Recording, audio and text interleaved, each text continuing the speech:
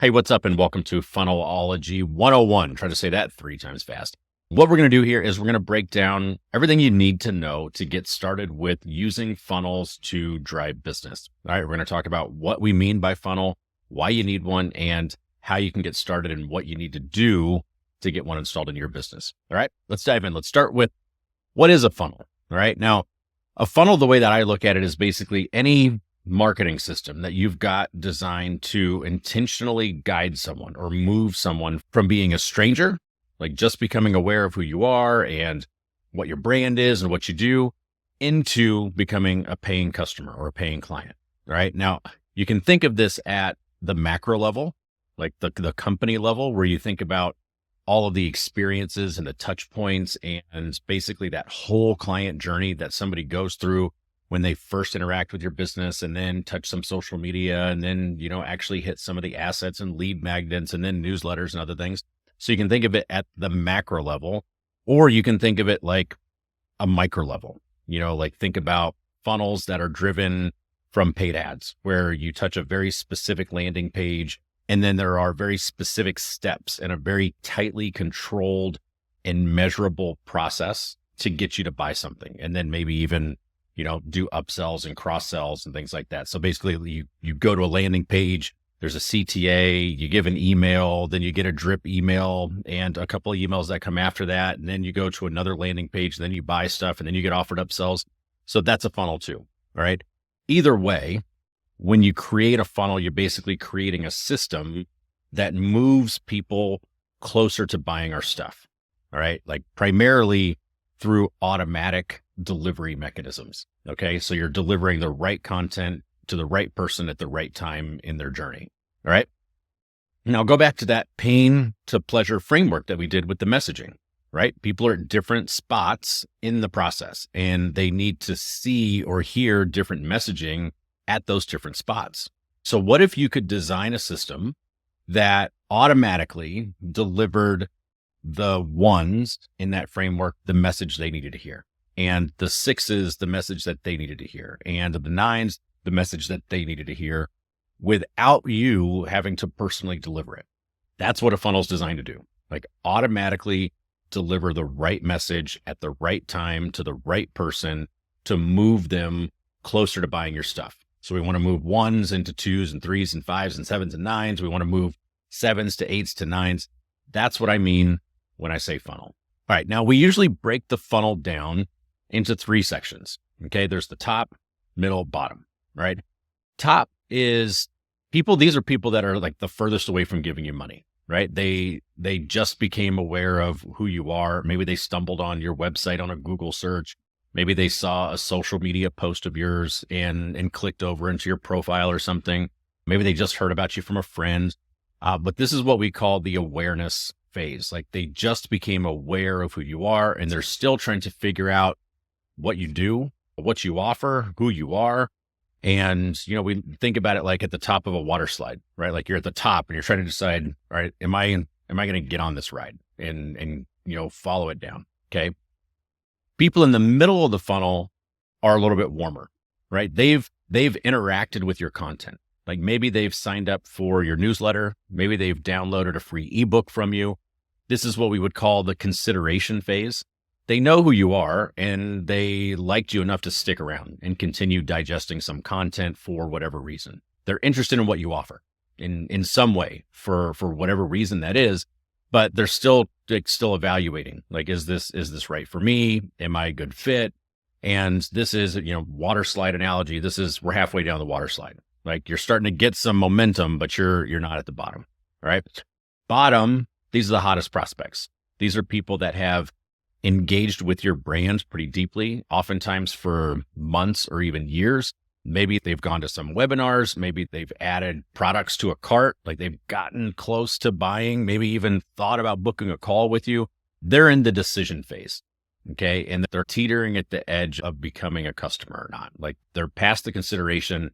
They're close to the end, like at the water slide, like they are right at the end of the water slide. They just need like a little nudge or a little kick to get them into the pool. All right. That's the funnel. Okay. Top, middle, bottom, generally speaking. Now, the goal of the funnel is to move as many people from the top of the funnel to the bottom of the funnel. You want to move as many people from the awareness phase through the consideration phase into the decision-making phase. And that's what we're going to do with content. And we've got to understand where people are in the process so that we can tailor the messaging accordingly, right? We want to meet them exactly where they are so that we can guide them through the process. That's what the funnel is going to do. Now, why do you need a funnel? Probably a lot of reasons, but I boil this down to like basically 4. There's 4 reasons that you really want a funnel. The first is you want to build a list. A funnel is more than a one-time interaction, right? It is the beginning of a relationship. And when you are selling high ticket services, most of the people that you engage with and that you interact with aren't going to be ready to buy the moment that they become aware of who you are, right? It may be the timing isn't right. It may be they don't trust you enough yet. They need to see more information, get more education. So when you set up a funnel with high ticket services, typically you're not looking for immediate sales right now. Like you're capturing leads. Those leads, they come in the form of subscribers or they give you contact information, and they represent potential future clients for you because they have some degree of awareness of who you are and what you do and what you offer and what you sell. And over time, you build this list of potential clients, of potential future people that might buy your stuff, right? As the list grows, you've got a direct line to that audience. And that audience is already warmed up to your business. Like they're already aware, they're already in some consideration phase of some sort because they're sticking around, they're consuming your content. That makes marketing new products, creating new offers, rolling out new services, selling new stuff easier for you. Instead of having to constantly find and attract new people that are ready to buy right now, you build this list of people that are already engaged and an audience that you can reach out to, right? As your list gets larger and you grow that list, the effort that you have to put into lead generation can decrease because you've already established a base, you've already established an audience, you already have a list of people that you can market to again and again and again. And that list over time, in my view, becomes one of the most important assets that you actually have in your business, right? If I want to launch a new offer, I'm going to hit my list first. If I want to get sales calls booked, I'm going to go to the list that I've already got. If I want to run ads, I target people that look like my list. I use my list as an audience to say, go find me more people like this. So that list matters. It becomes a legitimate asset in your business. And you can go buy a list. Yes, you can do that. But as I always say, like good lists are built, not bought, right? Even if you buy a list, you're still going to have to go clean it. You're still going to have to go engage. You're still going to have to go get them to opt in. You're still going to get them to digest some content. So they still aren't aware of who you are or in a real consideration phase. So yes, you can buy a list, but it's not like building a list. Building a list is different and it is exponentially more valuable. So that's the first reason that we want to build a funnel, right? The second reason is we want to get you leverage in your business for your time, right? You can only talk to so many people one-on-one. A funnel actually lets you use automation, ads, other communication strategies that you can communicate to hundreds or thousands or tens of thousands, hundreds of thousands of people with the push of a button. So a funnel is a form of leveraging your time. I can write one email and reach tens of thousands of people that I know are in some way engaged with my brand or with my offer or my service. So it's leverage for you. You can also be in more places than once.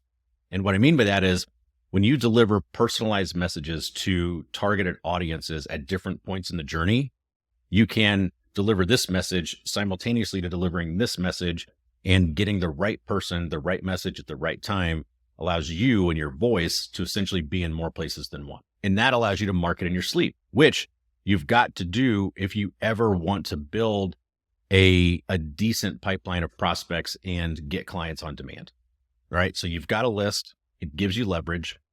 The third thing is a funnel really gives you the opportunity to observe and measure people's behavior, how they respond to things. So every interaction that somebody has with your funnel, every time they touch an asset in your funnel or click on something or see an ad or something through email, the opens, the clicks, buying products, all of those things, they provide you data.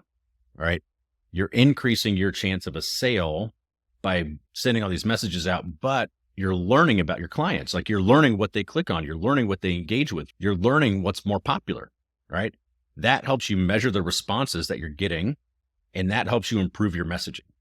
Okay. So you can see what people are interacting with, and you can say, okay, that one fell flat. Let's tweak that. Let's try again. All right. We've got improvement here. So when you've got your funnel dialed in, you can refine your messaging. You can do A/B testing. You can change out your CTAs. You can change out your landing pages. You can change out different creative and pictures. You can swap stuff on your website. And it also helps you improve your offer. If something isn't converting, then you can go back, you can make changes, put it back to the audience and see how people respond to it. So you've got a constant feedback loop when you have a funnel working with you, and that data that you're getting is really invaluable over time. All right. Fourth thing is, and I come from the sales world, it makes sales so much easier. Your sales call, your sales process, everything is going to run a hell of a lot smoother.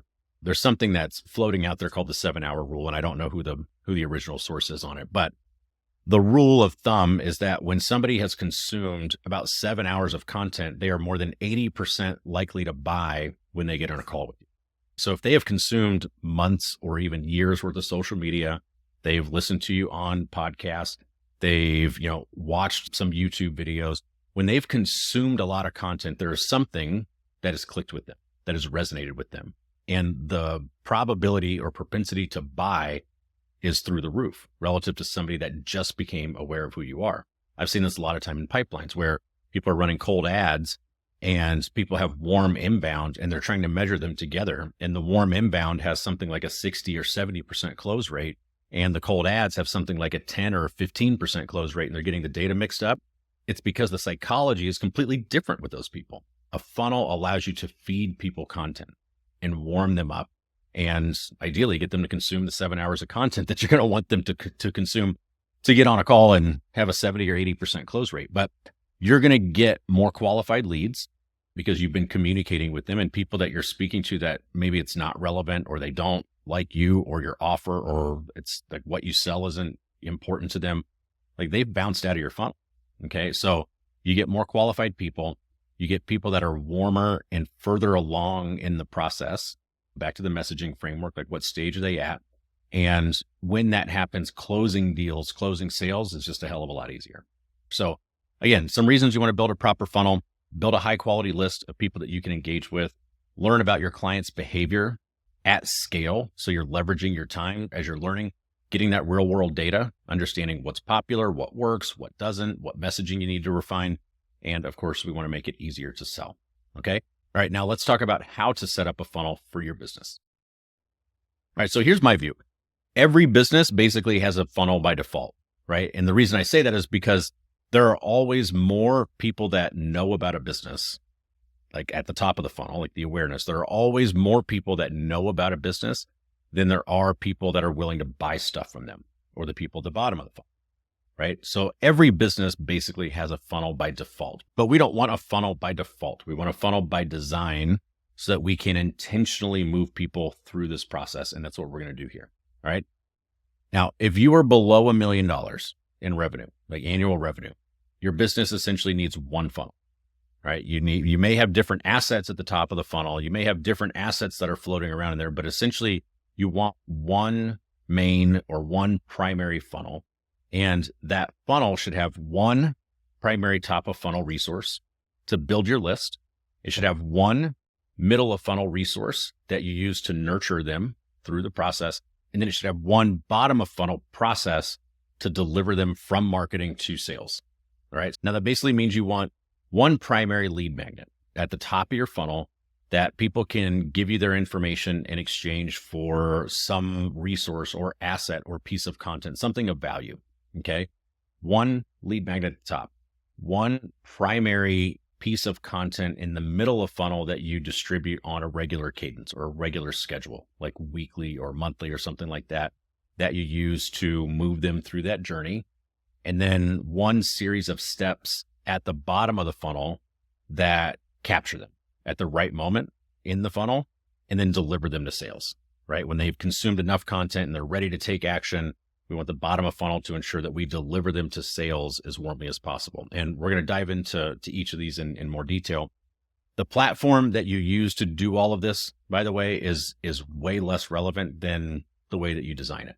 Okay. So for context, I had $750,000 in client sales on my LinkedIn funnel alone before I even built a funnel off of LinkedIn with Kajabi. So don't get distracted by the tools and the tech and everything. We will talk about that. And I've got some suggestions for you. But for now, what I want you to think about is the system. All right. In designing that system and putting the right content in that system, the tech and the tools will come after. So what we're going to do is we're going to dive into the top of funnel. I have a section built out for that. Then we'll talk about the middle of funnel. Then we will talk about the bottom of funnel. And I will walk you through in detail what you need to be thinking about and what makes a good asset and a good resource for each one of those and how we put that together. Cool. Let's dive into that now.